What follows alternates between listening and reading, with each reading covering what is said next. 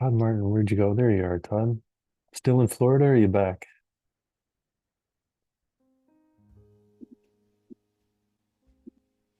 I'm back. Cool. All Week right, I went by think, very quickly, yeah, I bet. but it was a lot of fun. Cool. Where in Florida were you? Gulfport, Tampa, St. Pete. Family? Friends. Oh, nice. My Cool. friend Kelly turned 60. We had like 60 people at her party and a live band, and then it, Nice. then it was Winter Pride on Central Street, and just a lot of things going on that I could participate in and that I haven't in a long time. Yeah, nice. So it was very joyful. Yeah, cool. Thanks. How are you? Yeah, I'm right.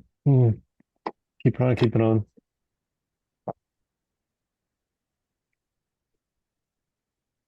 Day by day. 7 o'clock. Here we are. Thank you all so much for being here.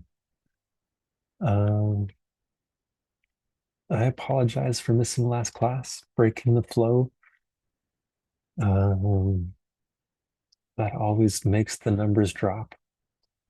It makes it hard to, keep going when we disconnect. So I apologize. Um, let's keep going. Let's try to, keep the momentum up. A 10 class course over 5 weeks. It's a lot. Mm, but when we find that strength to dig deep when it's hard, that's when results can happen, I think. So you'll be happy to know that today we have a test. First off, right away. So get your pens and papers out. No cheating with direct messaging each other. No cheating by Googling. Put your phones away.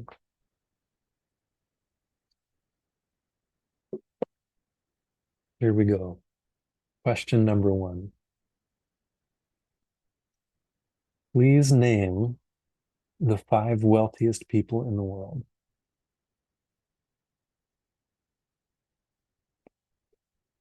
It wasn't in your homework. It's not in the readings. Just name the five wealthiest people in the world. Don't cheat by putting it in the chat. It's not a group exercise.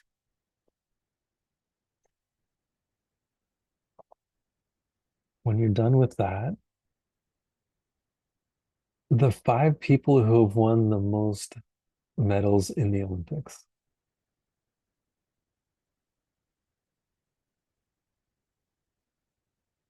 Who's won the most medals in the Olympics? The top five medal winners in the Olympics. You have to be fair. Some people are into business, some people are into sports.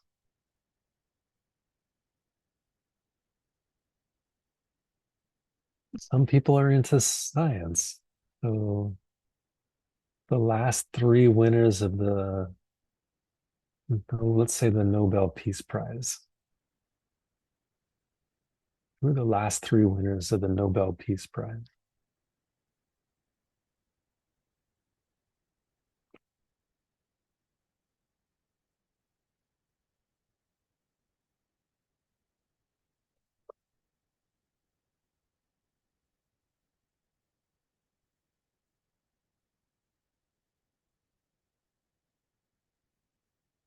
Someone just brought me coffee. Isn't that delightful?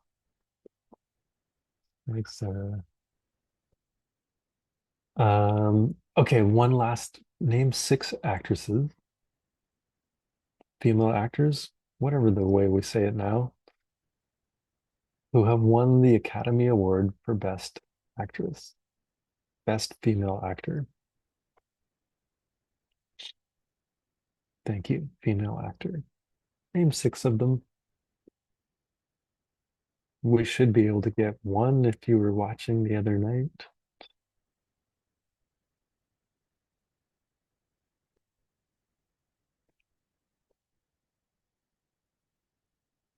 no matter how you've done on that, just hold those.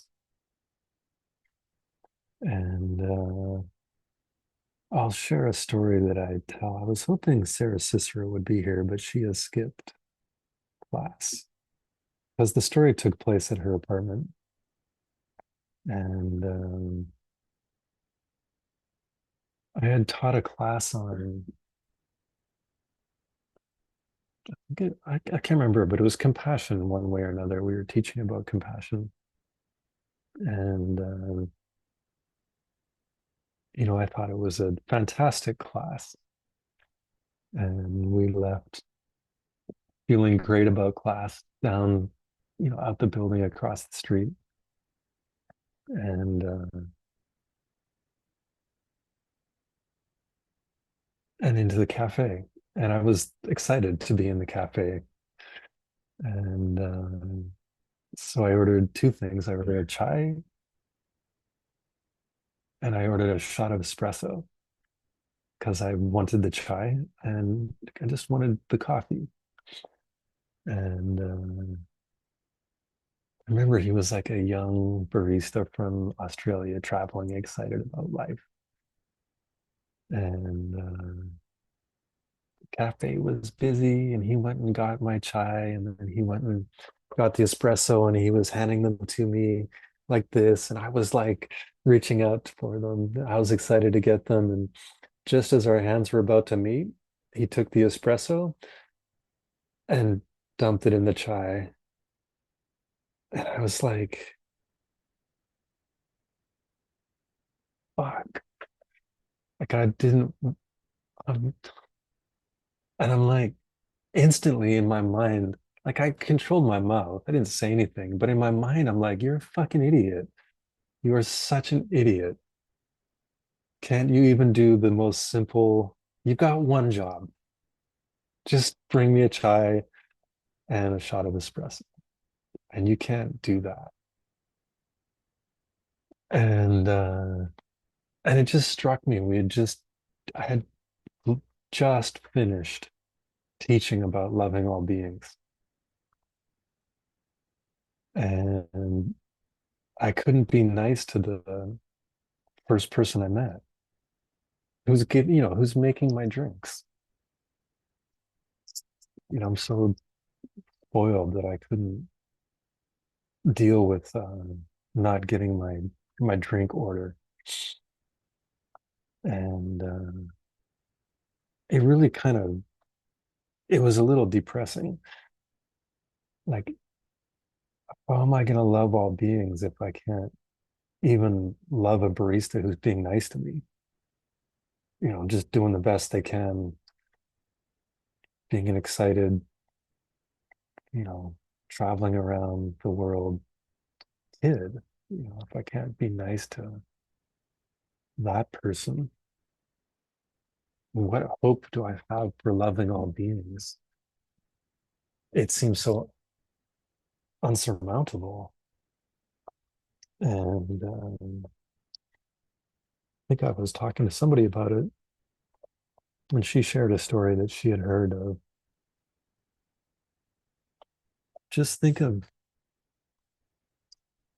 all beings as everybody on a bus. Like when you get on a bus, think of all beings being representative of the people on the bus or the subway.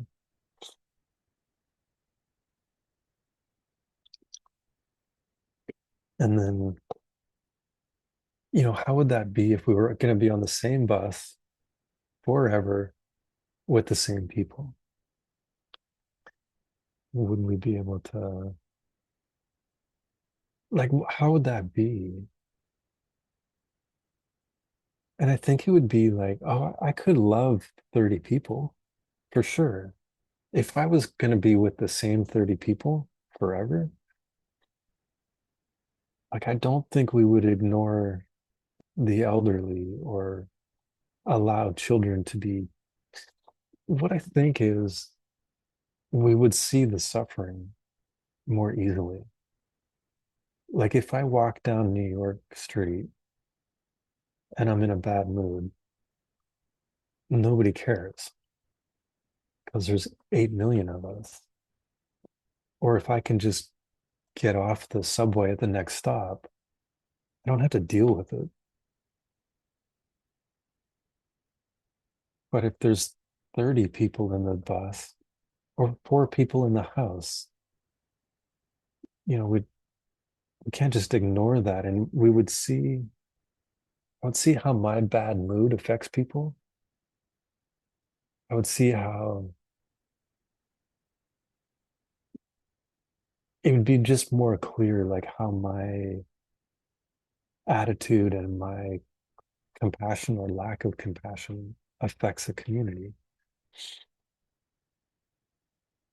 And we wouldn't trash the environment. We would take care of each other. I would like to believe it'd be easier and we'd be inclined to do that.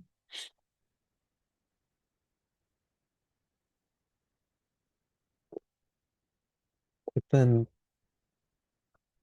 isn't it kind of like that?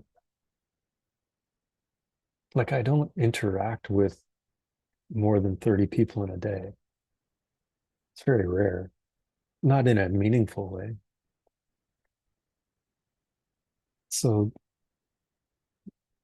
all living beings for me on any given day,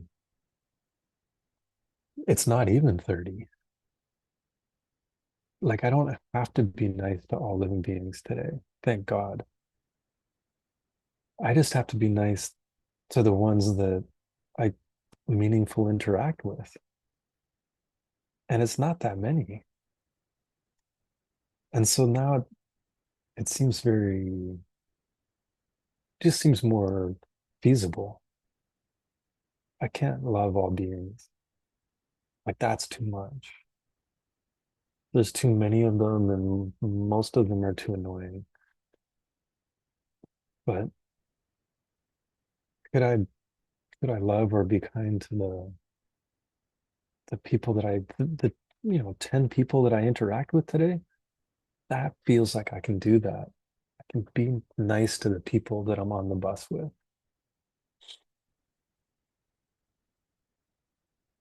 And then it's like those are all living beings. The people I see today, that's all living beings. I could care for everyone on the bus, meaning all beings, because that's all the people I see and interact with meaningfully. So the point of the quiz, unless some people got all of the names, good for you. The point of the quiz is that did anybody feel like they got all the names?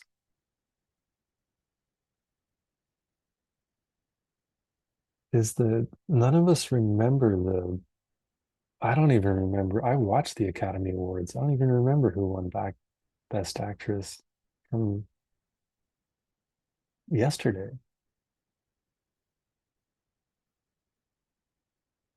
I don't remember her name or who was the best in their field. Like the applause dies and the awards kind of get tarnished and the achievements are forgotten.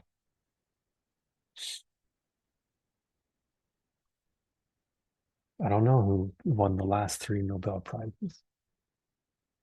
One of the most prestigious awards that somebody could ever get.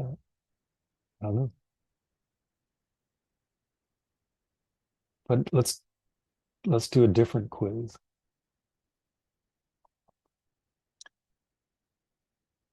List 3 teachers who have helped you in your journey in life.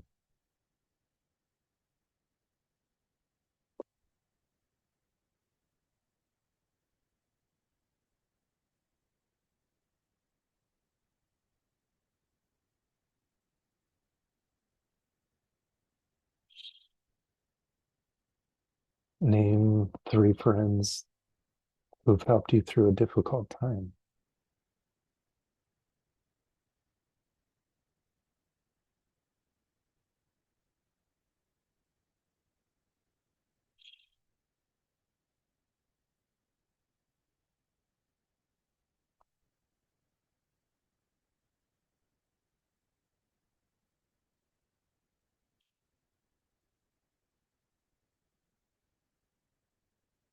Name, I don't know, 5 people who have taught you something worthwhile that that changed your life.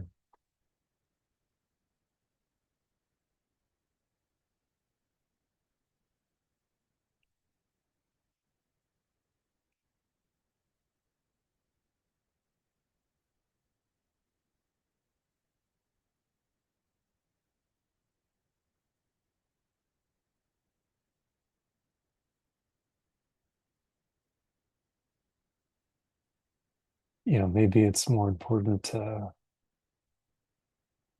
live a life where we're on someone's second list, because that first list was kind of quickly forgotten.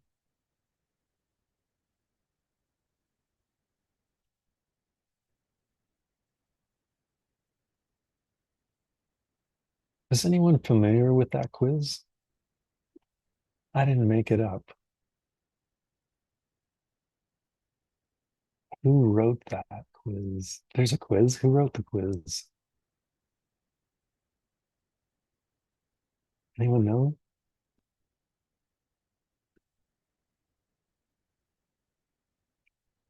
When I ran into that, I don't remember where, someone attributed it to Charles M. Schultz, who was the creator of Peanuts, the comic strip.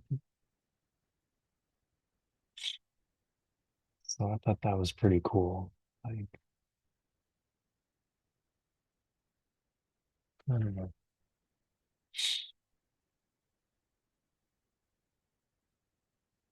Let's go to class. We are in ACI 16, and we are in class 4. And class 4 is talking about Buddhist refuge, which is course 2, ACI 2. And it's a class mostly about nirvana. So I wanted to finish up one thing from last class, and then we'll get to nirvana. Sounds great.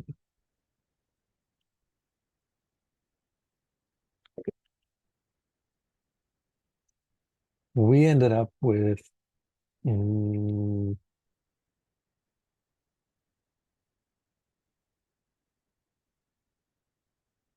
2 kinds of the wish. I don't think I have a slide. Let's let's try our luck though. All right. I'll just do it quickly. Uh, please say Kunzop Semke. Kunzop Semke. Kunzop Semke. It's the deceptive form of the wish. So we define the wish as the wish to achieve enlightenment for the sake of all beings. So, and we talked a lot about deceptive reality, the reality that appears one way, exists in another. So this is the wish that's deceptive, which is a little funny. Like, in what way is it deceptive? And it's just the normal wish. When we talk about this deceptive wish, just think the normal wish. And mainly, I think we could say it's deceptive, one way, because we misunderstand the people that we love. It's in Jetson Kappa's mantra, Mikme Sewe. It's the love that Mikme, that sees without seeing, which is weird. It means we don't see the person that we love. It kind of reads that way. but it means we don't see a self-existent person. And and then when we're not seeing the person as self-existent, then we can really love them. That's the explanation in the Jetsun Kappa mantra. Mikme Tsewe. It's a love that loves without seeing. Well, that's weird. How do you, if you love without seeing, what's there to love? And it means that we're not seeing as self-existent. We're not being fooled. And then we can really love somebody. So then what would be the ultimate wish? So we got the deceptive wish and the ultimate wish.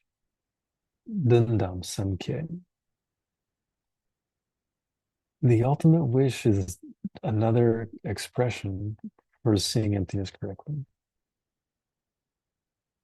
So why is that a form of bodhicitta? Why is the direct perception of emptiness a form of bodhicitta?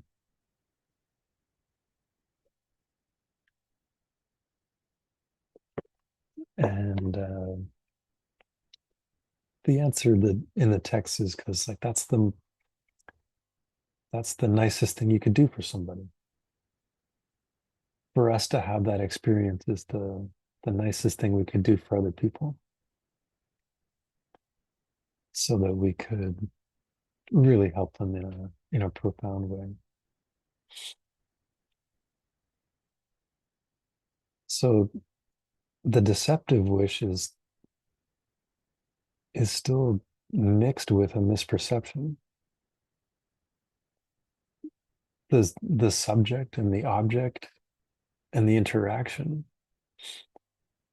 are all appearing one way and existing another way. And so then the ultimate form of the wish is seeing things correctly.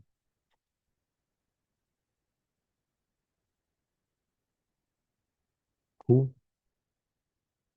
Let's go to nirvana. Well, let's look at the next slide.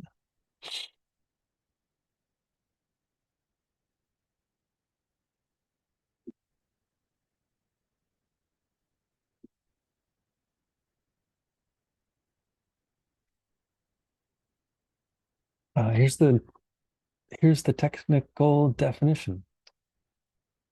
And here's the first apple, meaning the first homework question. So the long technical definition of nirvana, which is kind of interesting because it's so misused, I think, in our culture. Like it's a place instead of a state of mind. Like, let's go to nirvana. They're in nirvana. Like where is that place that we die and go to, or that we somehow get to, as opposed to, you know, it being right here, being a state of mind. So it's a permanent cessation. So there's this idea of a cessation. Like cessation just means something has stopped. Like I have stopped drinking my coffee, but it's not a permanent cessation. Thank God. It was just a temporary cessation. I have a new cessation of drinking my coffee. Let's guess. Is it a permanent cessation? Hell no.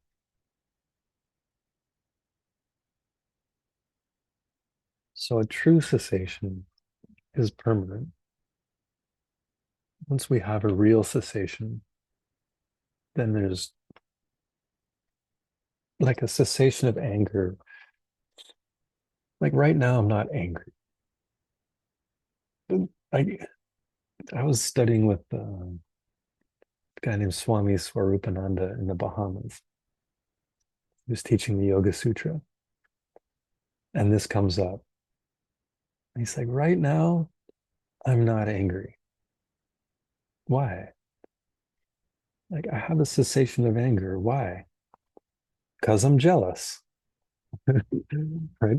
Like, we can have a cessation of anger because right now we're in the middle of a different mental affliction. So there's all these divisions of affliction.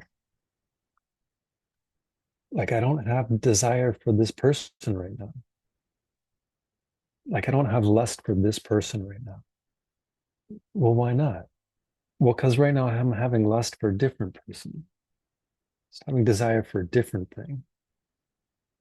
It's not a true cessation, right? Well, I'm not angry. It's not a, it is true that we have stopped anger, but we've just replaced it with being jealous. Or we could be in a state of meditation. So we could stop negative emotions for a long time by being in a state of meditation. And it can feel like we've got rid of um, those negative thoughts. So nirvana is a permanent cessation,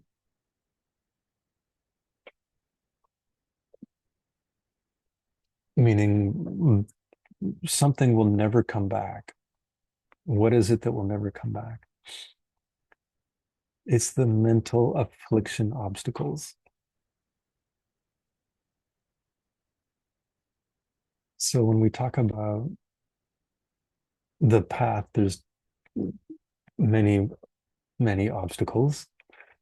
We could divide them into me- mental affliction obstacles and obstacles to omniscience. So here we're talking about mental affliction obstacles. I'm sure Geshe Michael translates that differently now.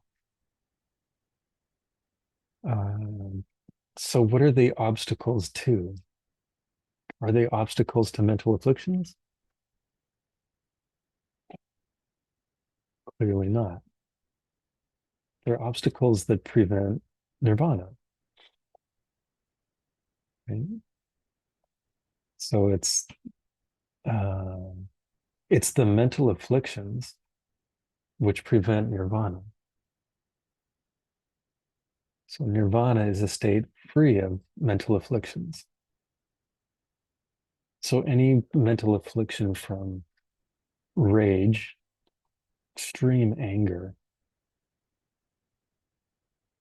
like what happens when you turn on political news, from that to like any reason to like get those little stress lines or worry, like from the most extreme negative emotion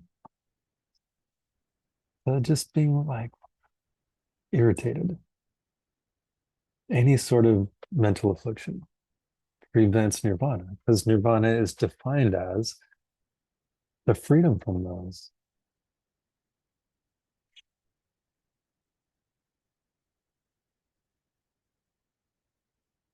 in their entirety, all of them, due to the individual analysis. There's more to that definition. You can get the whole thing in the reading. That's a good chunk of it. Let's do the next slide. Individual analysis means the analysis of the 16 aspects of the four Arya truths that happen after we see emptiness directly.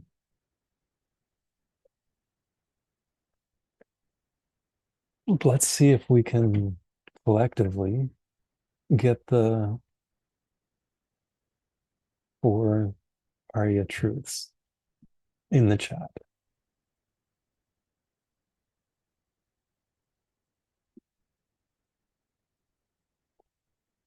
Megan says life is suffering.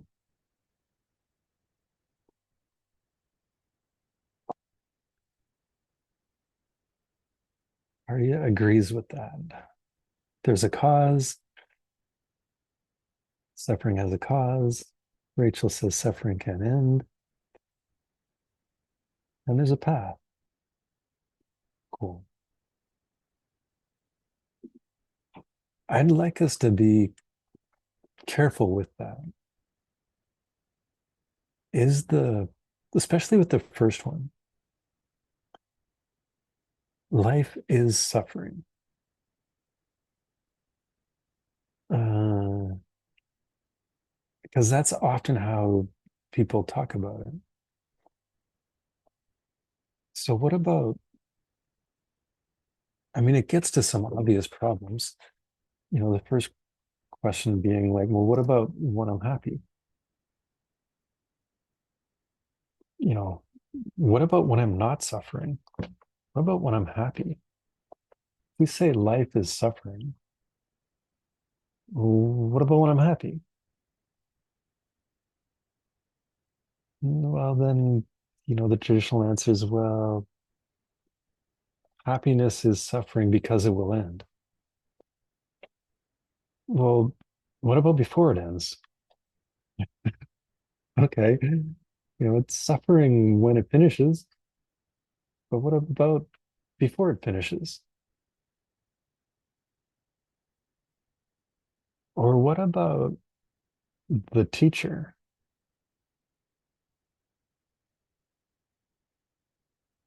What about the things that bring us out of samsara?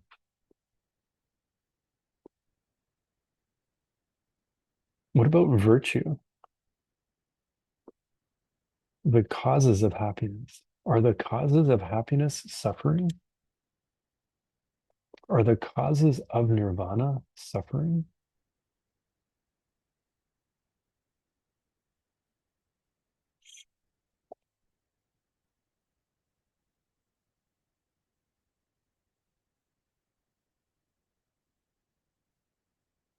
So I would encourage you to dig deeper. Now we're in ACI 16, not in ACI 2.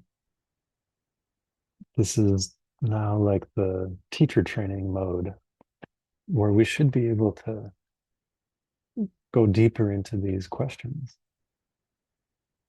and be able to help students that will ask this question.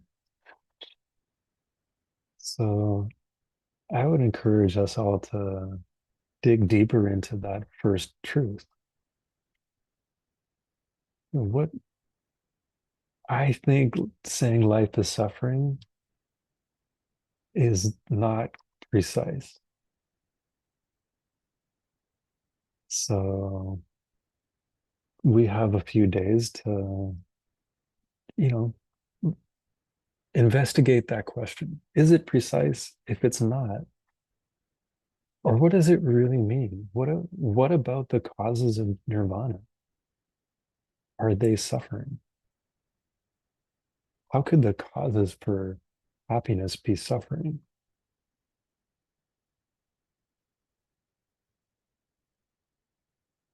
So, truth one, life is suffering. Truth two, it's caused. There's causes for that suffering. Truth number three, there's an end. Truth four, there's a path to that end. Okay.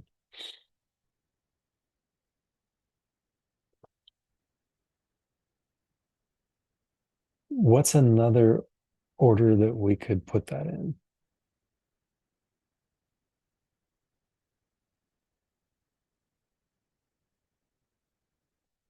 One way we talk about it is there's a suffering, there's a cause, there's an end, there's a path.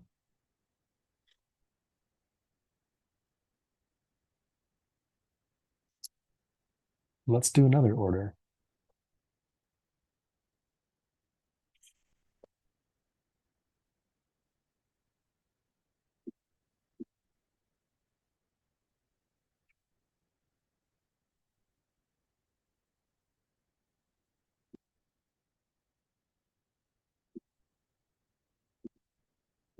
Let's do it like this. I put in the chat a different order. There's causes of suffering, there's a path, and there's an end. Why might we want to use that order?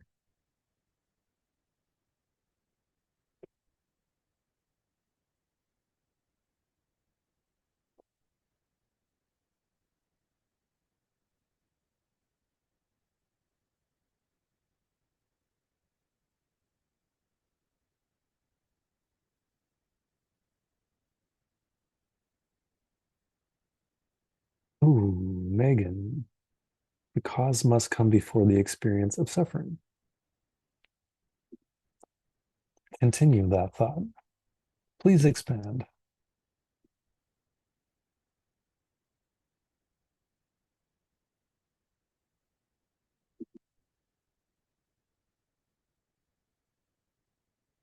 Cool, because if we know the cause, it will bring us to the end. Christina, because we're suffering, life is suffering. Oh, Dan, I love that answer. Where's Dan? I don't see you. Let me expand out. There we go. Cool. Do you want to share your answer?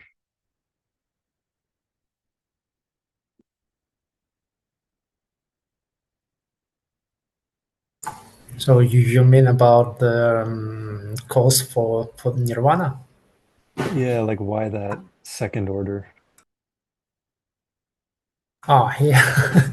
It's just a joke that it is cast in the order of appearance Yeah, in our existence. yeah. Like that's the order we go. Yeah, exactly. That's the order we experience. There's a cause for suffering. Acting stupid. Acting stupid will lead us to suffering, and then we follow a path, and that path leads us to the result. Cool. Thanks, Dan. Eloquent insights. Let's go to the next slide.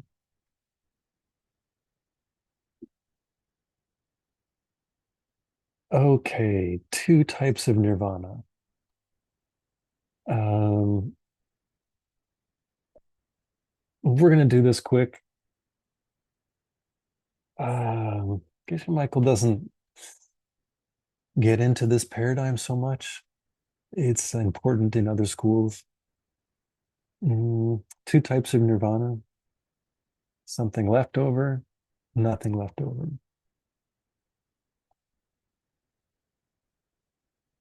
There it is. Next slide.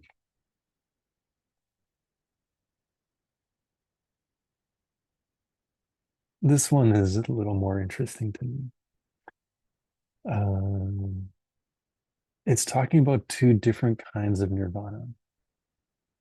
We talked, we didn't talk about something left over and nothing left over. We went through that quickly. Now we're talking about nirvana in the sense of the extreme of peace. So there's a nirvana of a totally enlightened being who stays not in the extreme of psychedelic life or in the extreme of peace. And these are interesting distinctions when you look at scripture because a lot of scripture doesn't distinguish. Nirvana is the end of the road. Right? You go through the path, you hit nirvana, and that's it. And so then, how do you what textural basis do we have from distinguishing nirvana and full enlightenment? And this would be one of those textual ideas that there's a total enlightenment. It's in the Heart Sutra, total and complete enlightenment.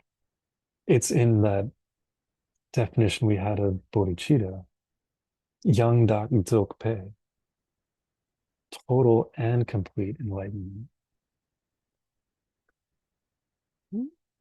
To distinguish total and complete enlightenment from nirvana, to distinguish the lower school idea of the end of the road being nirvana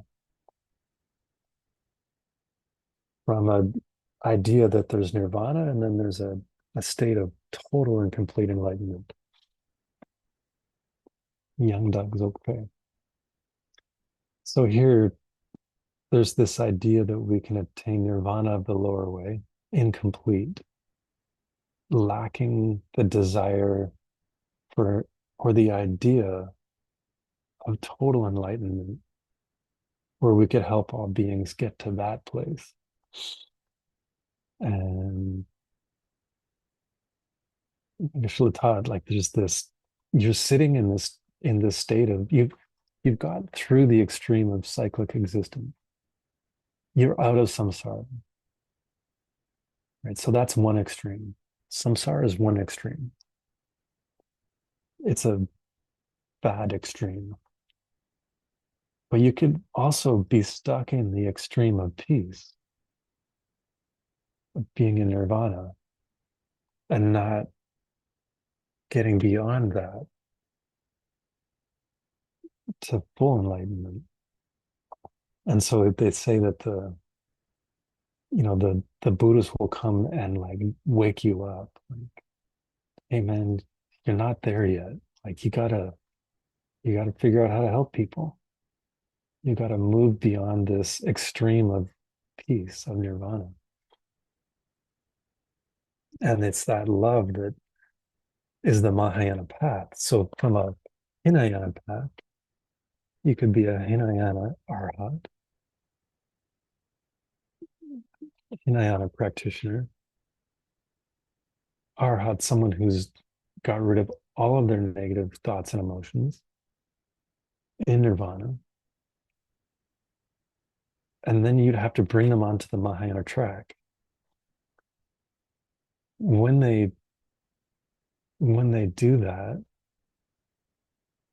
what track are they on? Where do you go from a Hinayana track? Like you've done the path of seeing on a Hinayana track. Now you get bumped up to a Mahayana track. Where do you start on those 5 paths? You started the path of preparation, accumulation, seeing, habituation. You've already seen emptiness on a Hinayana track. If you suddenly get inspired with bodhicitta, and that is your entrance onto a Mahayana track, where do you start?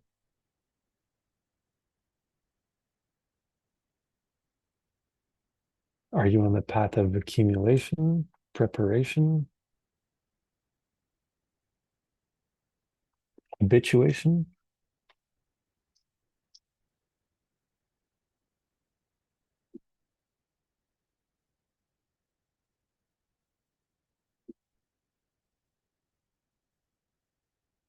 Let's take a vote here in this Dharma democracy.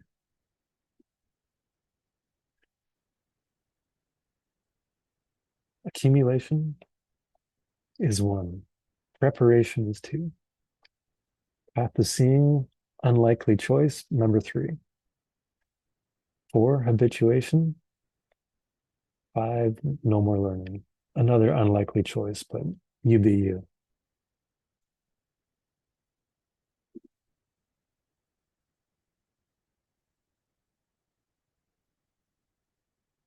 Someone says, how is it possible to see emptiness and not have bodhicitta? Apparently very possible. It's all over scripture. If you had never, you could, I don't know, I think that I could definitely see emptiness directly and not have bodhicitta.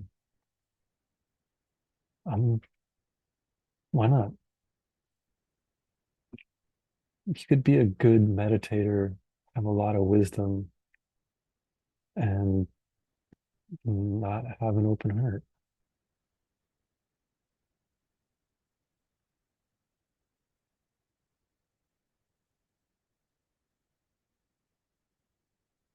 Once we've voted, maybe somebody can tally the votes.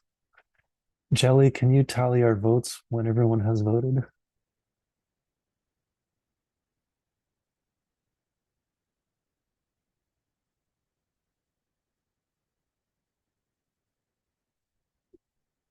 Let's do the next slide. And this will lead us into a breakout group. So in that breakout group, you can argue about the truth of life of suffering. You can argue about what path one might be on. I will ask you to talk about the connection between these three things.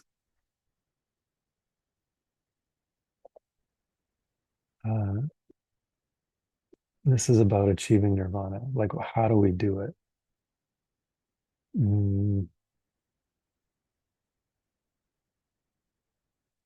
So to get to nirvana, what's the path? It's the three higher trainings. Higher training of morality, concentration, and wisdom.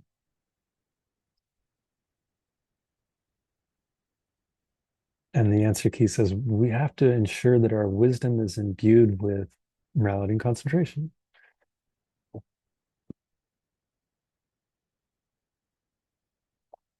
And then on point 3, we use what we understand about that wisdom to get to nirvana. The homework specifically is asking about A, the connection between morality, concentration, and wisdom. So I'm going to kick you into breakout groups for 8 minutes. You can argue about any of life of suffering, what path you're on. But the question that I'm throwing out is to be able to describe clearly the connection between morality, concentration, and wisdom. Like, how does that actually play out in your life? Like, what would that feel like in our life? Like, it's easy to say, well, we need to have concentration to develop wisdom. To have concentration, we need morality. Okay. How would that really look like in our life? Like, how would that manifest, or how would that be experienced in our life? Okay. How would the connection between those three be experienced in our life?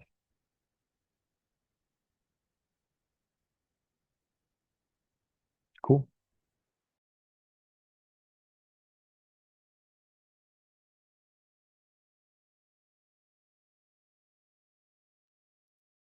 Hi, friends. Hello. Look who it is. I'm sorry, I'm kind of in a storm, but I It's am okay. here. Oh,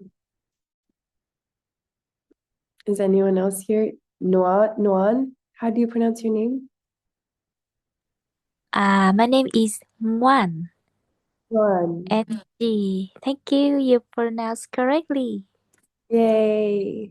Good. Does anyone have thoughts? How do you clearly describe the connection between morality, concentration, and wisdom in a tangible way for life?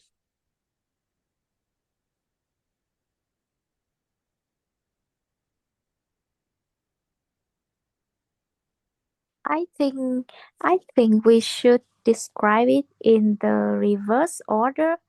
For example, because if we want to see emptiness directly, we have to reach the level of deep meditation, right? And if you want to have a deep meditation, you need to keep your morality so that when you meditate, your bad seed doesn't come out. Because if you have bad seed in your mind, then it will come out and then you can't concentrate. So that's why you have to keep your morality so that you have good meditation, so that you can see emptiness directly.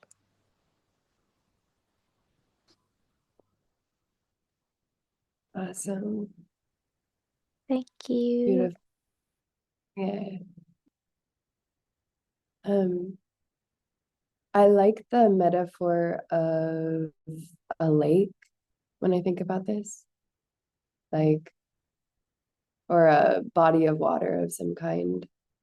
And that our actions will either create waves in the body of water or calm the water. And so for morality, it's like, how am I moving through my world? Am I creating more calm and ease and peace so that the water can be still? Hopefully.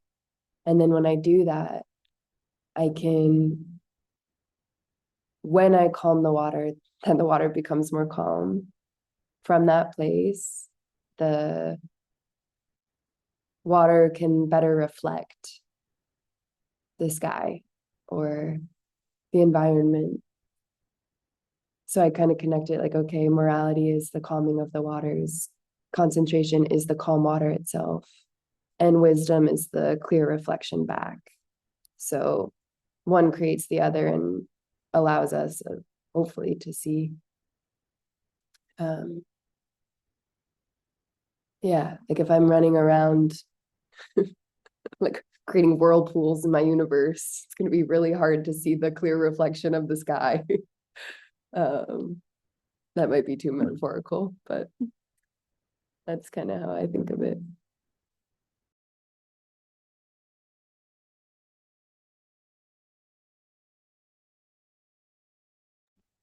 I think that was really beautiful, Megan.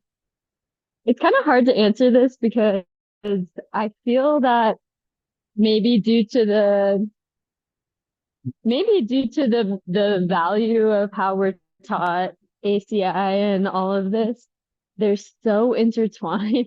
It's like seems so obvious that I think because sorry, I'm in like a very chaotic environment. I think because of how we're taught all of them.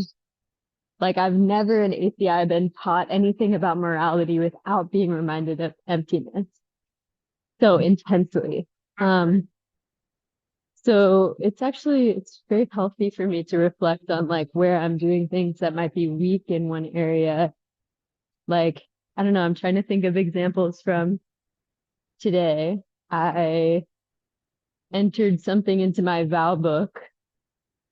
So I needed concentration to even have noticed where my mind has been for the past couple of hours.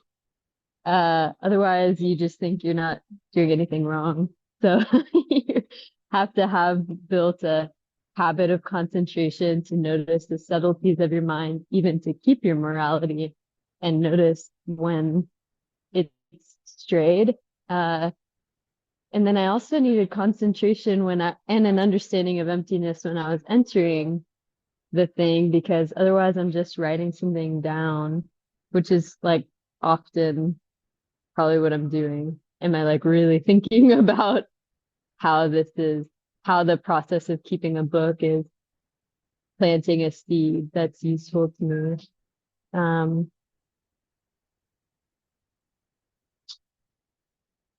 Yeah. Was there anything else I wanted to say?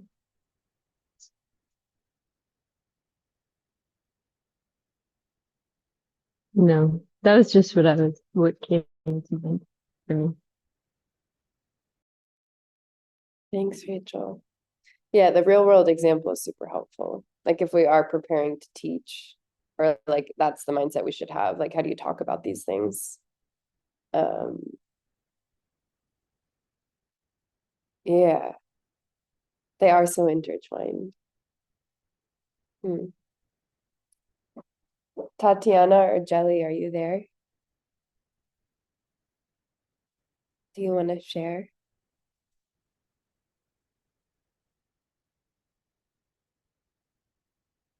You could also type in the chat if you're somewhere that you can't unmute.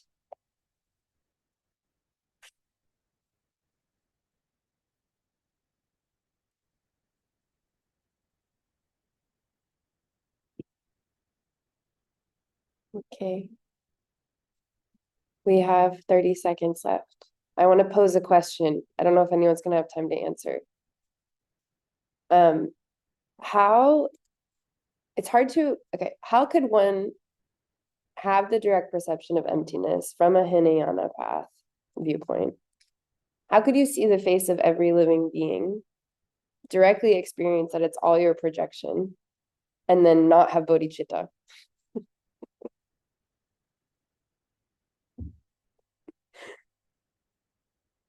Yeah. I thought that was such a good question in the chat. I don't know the answer.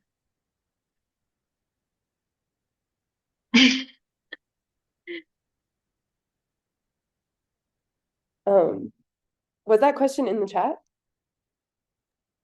So yeah, someone had put that same question in the chat.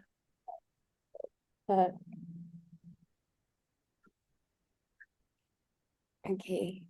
Nice to be with you all. Thank you, Megan. Thanks, Rachel.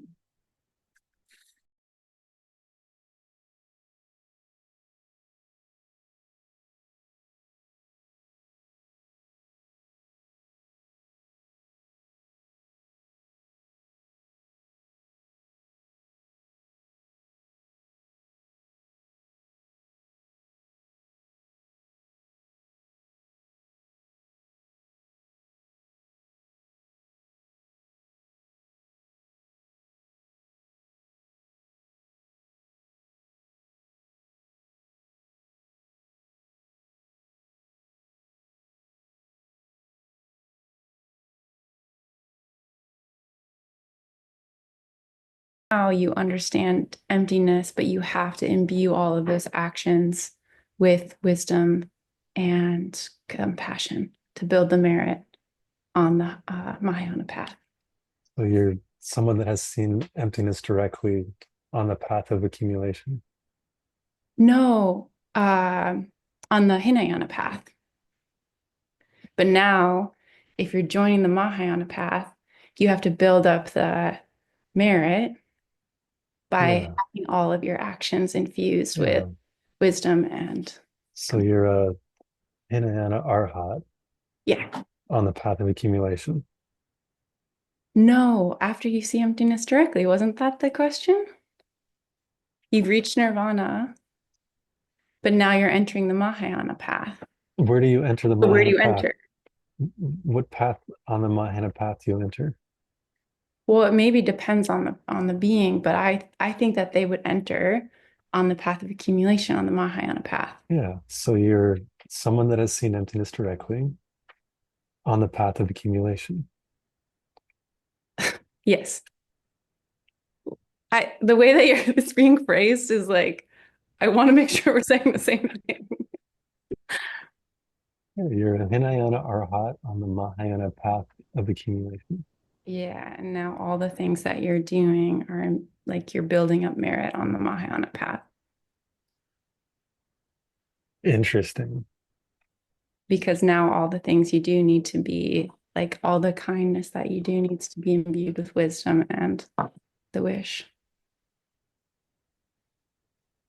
What do you think? Or what's the answer? I think that wasn't a question for the breakout room.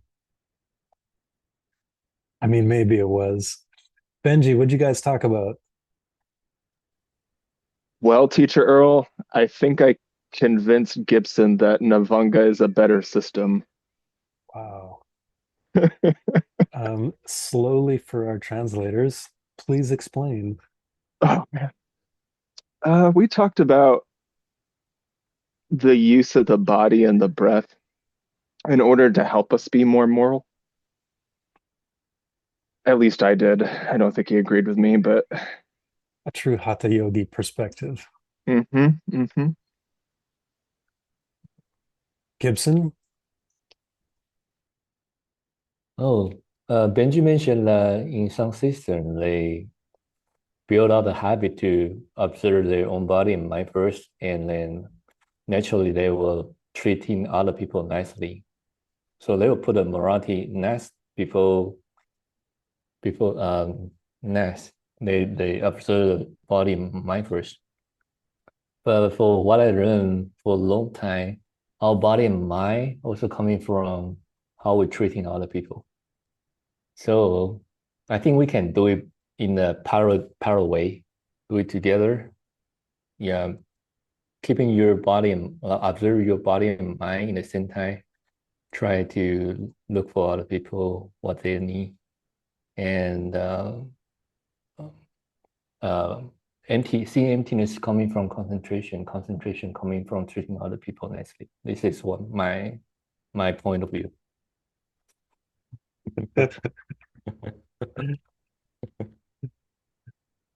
It's hard to argue with that point of view when Benji, it's yeah. so scriptural. But Benji is willing to do that. Gibson, where does a Hinayana Arhat go next? What do you mean? Where do they enter the Mahayana track?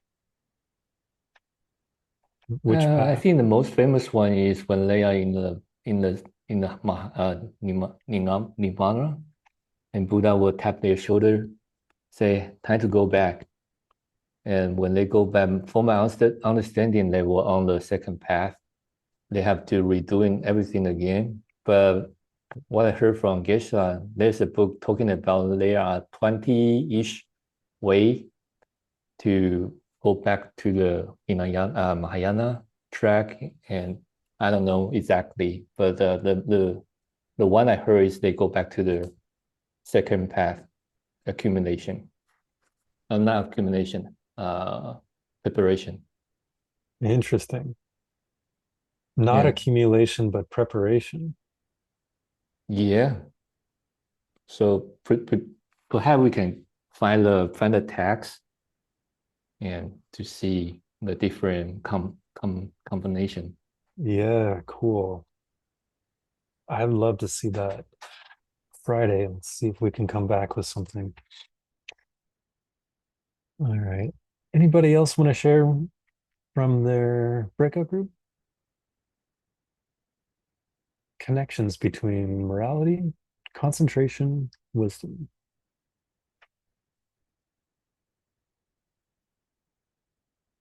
So my question is it basically possible to treat other people nicely and not to develop your bodhicitta because you developing your habit to be kind to others and to take care of them?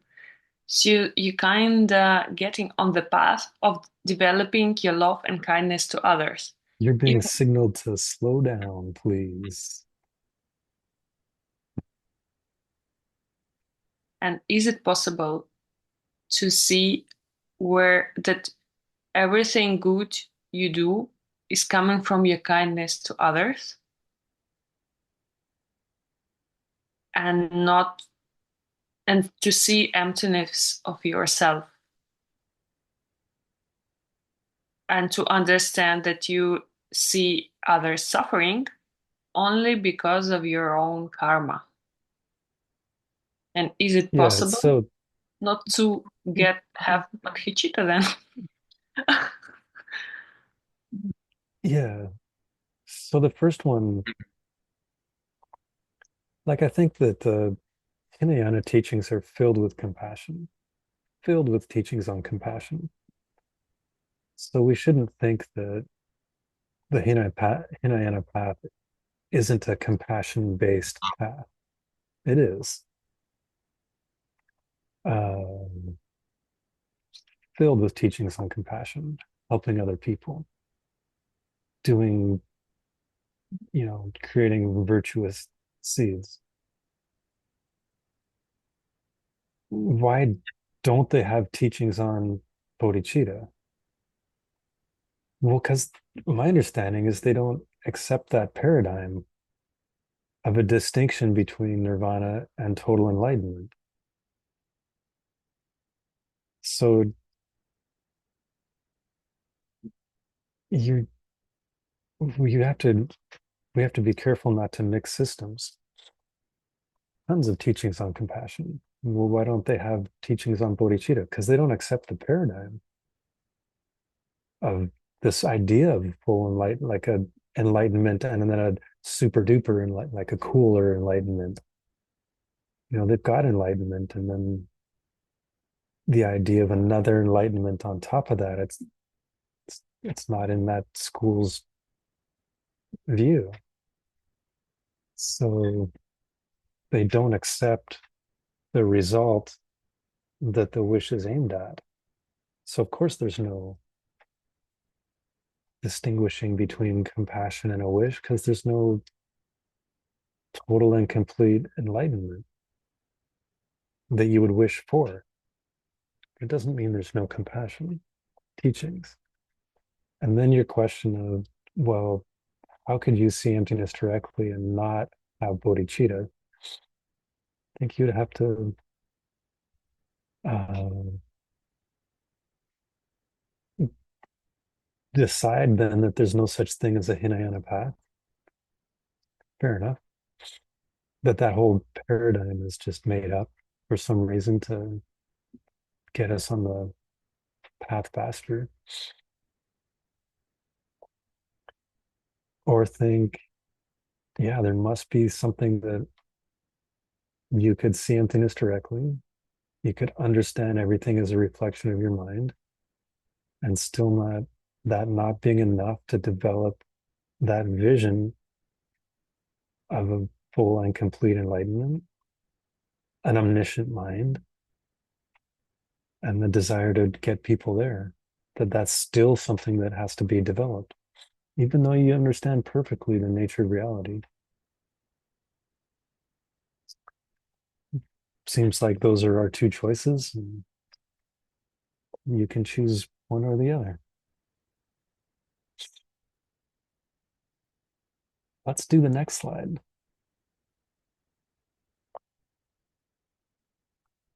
Oh, this is cool. And we're running out of time.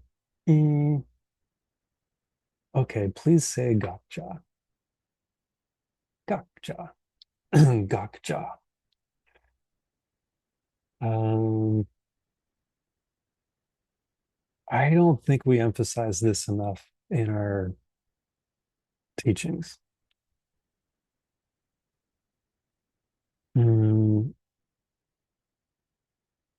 It's so important to be able to identify what a self-existent object would be like if it existed. Because that's the thing we have to that's the thing we have to negate to see emptiness directly. Right? Emptiness is the absence of a self-existent thing. So if we don't have a very clear idea of what a self-existent thing is, how are we ever going to effectively negate it, deny it? Like if I have no idea what a banana is, how could I ever say there's no banana in this room? Like if I really don't know um, if I really don't know what that thing is, how could I ever say it exists for me?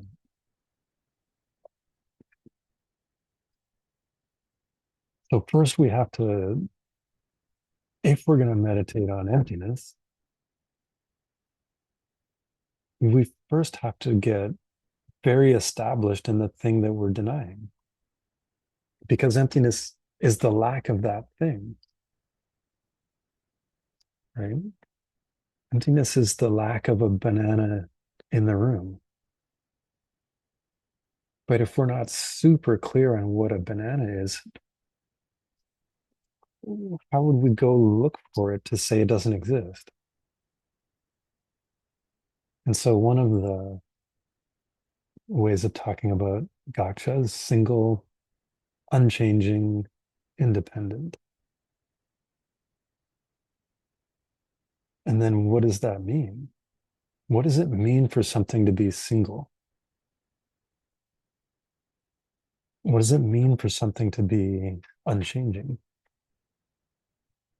What does it mean for something to be independent?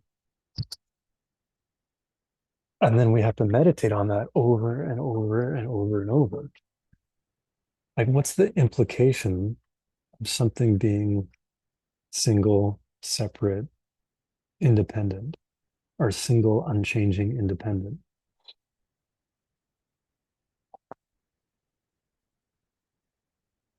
And we have to meditate and get very clear on what a gakja would be like, what a self-exist. It's just too easy to say, you know,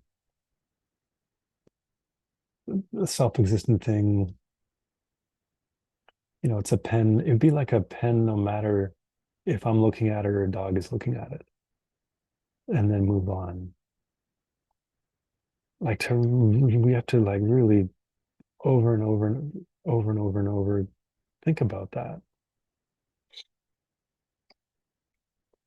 Like Geshe Michael said, he used to be in the kitchen at Howell, New Jersey, and just stare at a door and like, what am I doing wrong? Like, how am I seeing that door wrong? What would a self-existent door be like? What does that mean? And I remember in 3 retreat, just I would sit outside and hours, like there was one tree that I would do my mantras and look at. There's one tree and just like, what am I doing wrong when I'm looking at that tree? What would a self-existent tree be like? And then over and over and over again, try to figure that out. What is a self-existent tree? What am I doing wrong? Before we can take that thing away.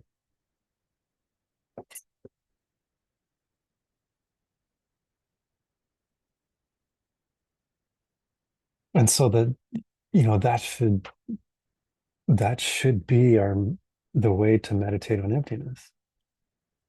Identify the gakcha, figure out what that would means,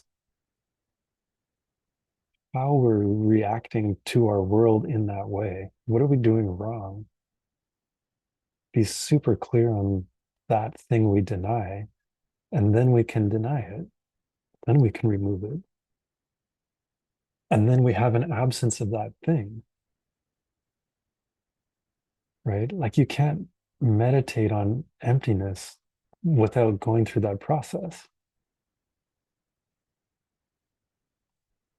It's identifying the thing and then removing the thing and being left with the absence of that thing. Particularly the absence of me. So what would a self-existent me be like? And then sitting with that over and over and over again, and then removing that. Samantha asks, can I explain singular, unchanging, independent? No. That's the point. I'm purposely not doing that. And then meditate.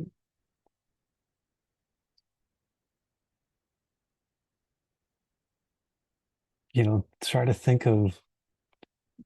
to use those words and think of, well, what, apparently that's how I'm seeing my world, as a single thing, as one thing, a self-existent thing. You could think of it as one thing that didn't have parts. It would have to be independent. It couldn't rely on anything else. It couldn't depend on anything else. It would have to be independent of all other things. And therefore would also be unchanging. There, I did talk about it. Despite my best efforts, Samantha, you tricked me into it. It's not a thing, because the tendency is to, okay, now I have the answer, so I don't have to think about it. And that's not helpful. The answer is to go think about it. Because it can't just be some surface level intellectual, I understand it enough that I can fill in my homework and now I'm done. That will never work. That will never be enough. Let's do the next slide because they're so awesome. Okay.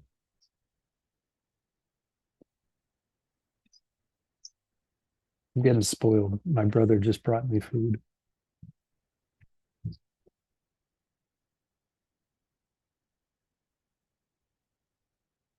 Give me a second.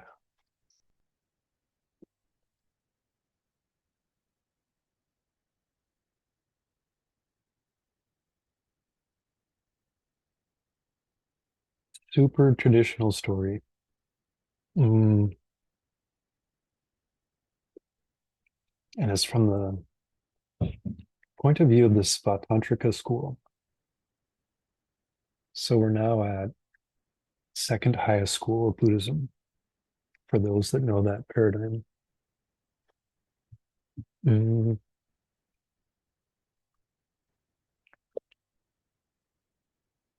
go through it. So apparently there's this thing in India. It's like a magic show. And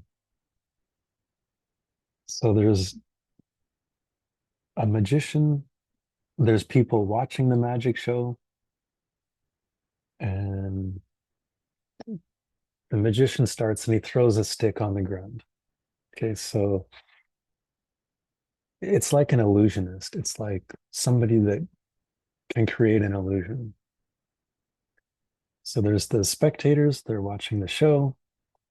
There's a magician, starts by throwing a stick on the ground. Next slide.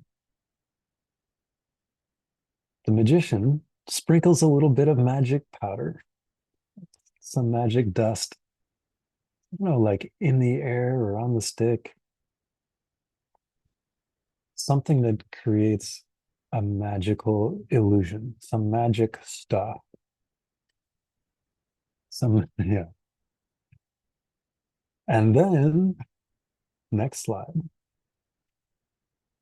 It makes the people who have been standing there see the stick as a horse.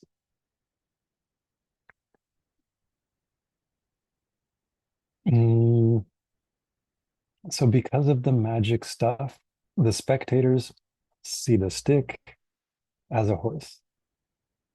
Magician sees the stick as a horse. Next slide. Some people come late. And they come up and there's this group of people and they're all reacting as if there's a horse running around. And they just see a stick on the ground. And they're like, why is everyone acting crazy? Why is everyone like running out of the way of this horse? Or they're just running, they're just acting weird. There's a stick on the ground and a bunch of people acting crazy and a magician.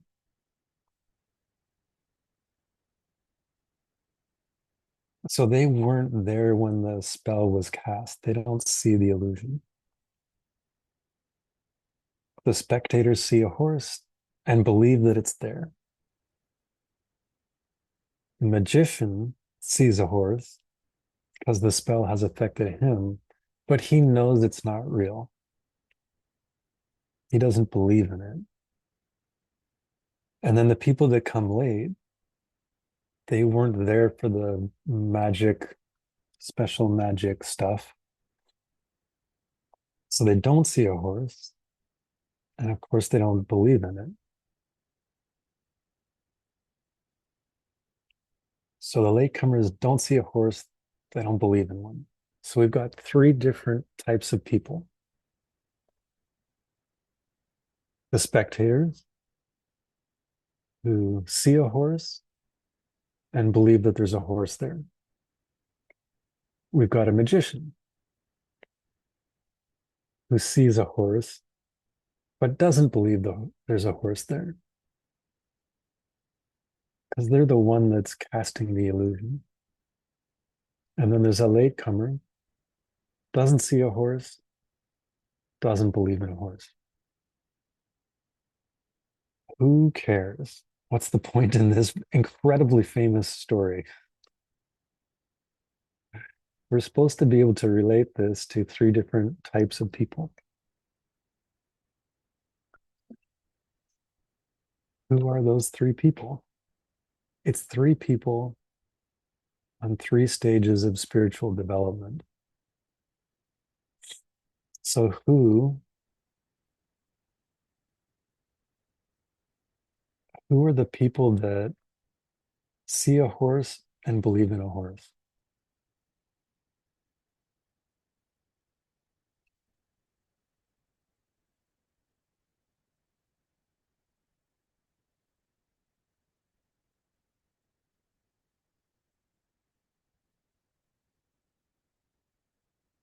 Nicole, people who have not yet seen emptiness. Muggles.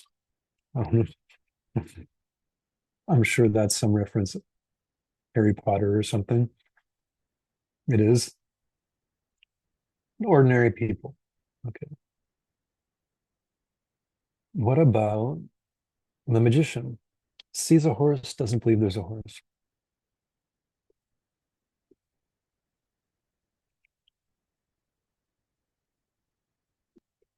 An Arya. Anyone want to be more specific?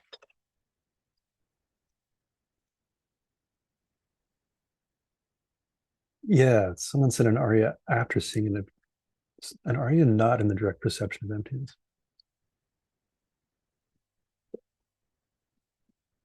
That would be a great answer. Someone who's seen emptiness directly. Things are appearing as self-existent, but they don't believe it. They know they're under an illusion. They know they're misperceiving reality.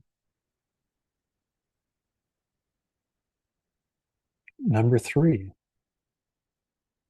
the latecomer. They don't see a horse, they don't believe in a horse.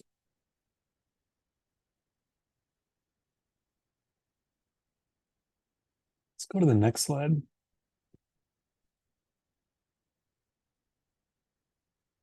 Here's what the answer key says.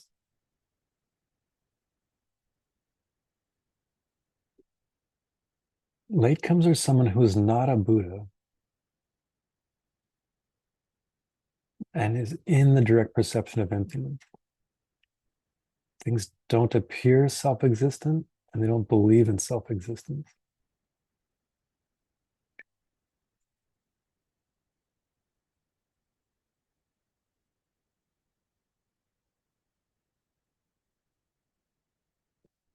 Why wouldn't it be a Buddha?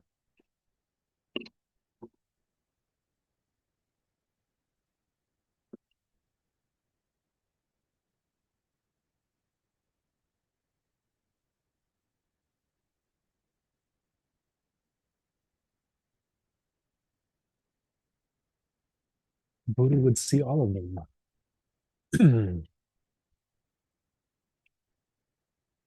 A Buddha would see, meaning all of them, meaning, I'm guessing, a horse and a stick.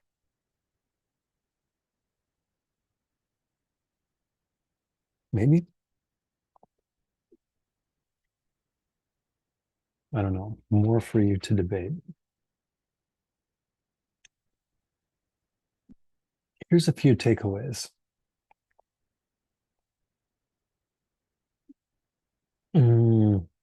Because the story, the metaphor is supposed to lead us to, to think of those three beings.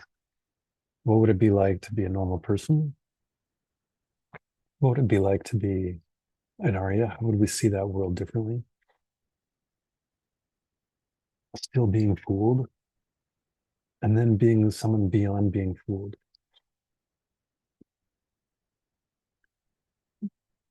But we have to, it'd be cool to look at this and say, why is this a Svatantrika teaching? Why is this not highest school? Why is this not middle way? Like, how would this story have to change? How would the story change if it was Nagarjuna, the Prasangika school, instead of lower middle way? What about this story makes it incorrect or lower middle way? So many debates in this class. In this story, there's an illusion, like there's something there. There's something that underlies the horse. In this story, you need a stick. Right? There has to be a basis for the illusion. So for the first thing to think about, if you were to understand the schools in Buddhism, in this story, you need a stick for there to be an illusion. And so what school does that place us in? Like the horse, we need a stick, some magic dust, and then the horse appears.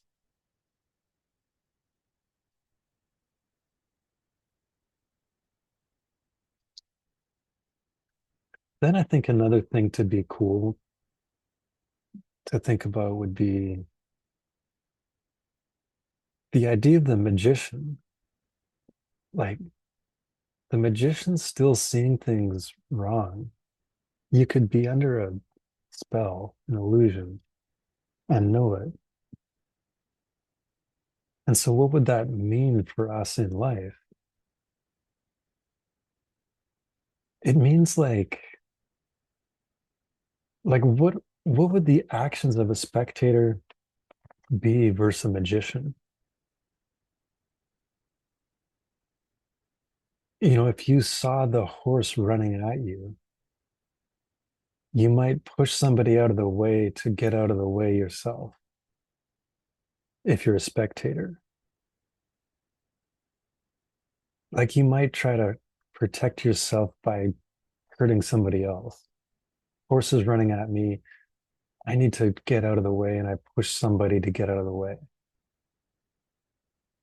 Whereas a magician, you would never hurt somebody to try to protect yourself. That would be crazy. You would act, if you're a magician, you're going to act more moral. If you're completely unaware of the illusion, we would act in a more destructive way.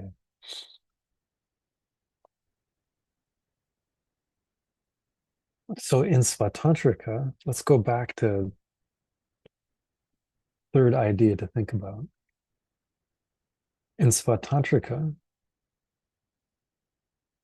you see a horse, right? If you're a Svatantrika thinker, you see a horse and you investigate it, meaning you see something as self-existent and you investigate it. In Svatantrika, you see a horse, you get through the illusion, and what do you find? Like, what's at the base? What's the behind the horse? Yeah, Megan said a stick. Yeah, there's a stick. You're under some sort of spell that makes you think the stick is really a horse. Prasangika, you see a horse and you investigate it. And what do you find?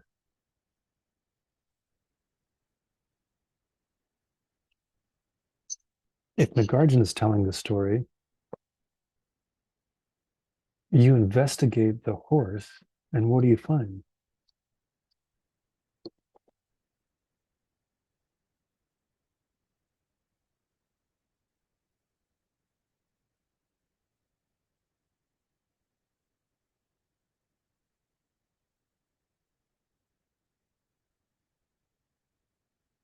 I'm going to turn off an alarm. You chat in your answers. Give me a second.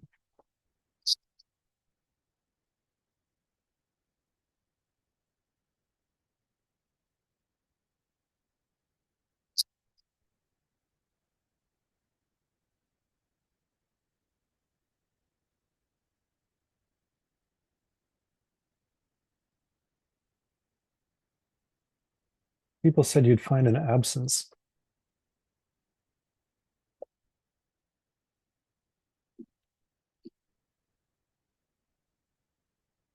Mm, a lot of people wrote in languages, I don't know. Nicole, you'd find mental images. Marina, lack of a self-existent horse. Samantha, colors and shapes.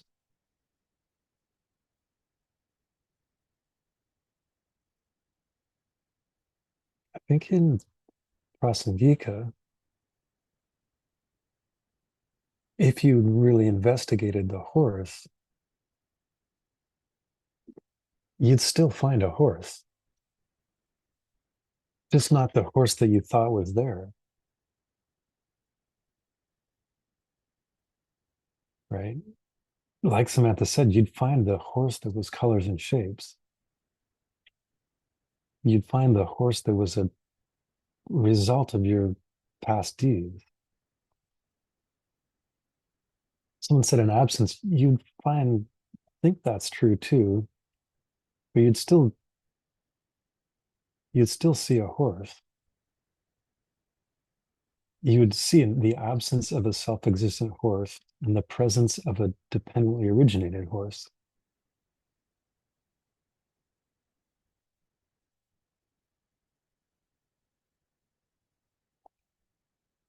So you could use this example, like, again, I think in course 16, you can try to get deeper into these things that we've studied once in course 2. Okay, I get it. Who's the magician? Who's the spectator? Who's the latecomer? It's a normal person. It's an Arya, not in the direct perception. But why is it a Svatantrika? What makes it a Svatantrika example? When you go looking for a horse, you find a stick because you need a basis of illusion. Prasangika, what happens when you go looking for the horse? Well, you find a horse, just not the one you thought you were looking at.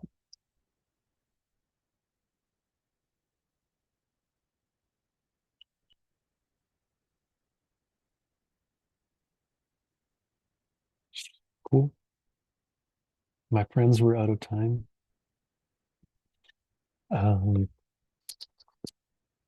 There's a There's a Telegram chat. There's so much we could debate from this class. If you feel so inclined, please use it. I'm sure Benji would love it. And we'll see you Friday. We'll do it all over again. We can bring some answers to our debates and questions. And, there's a lot in the class. And again, I would encourage us to, pick one thing. Pick one thing to chew on for the next 3 days. Be able to explain the magic story from 2 or 5 schools or 6 schools perspective.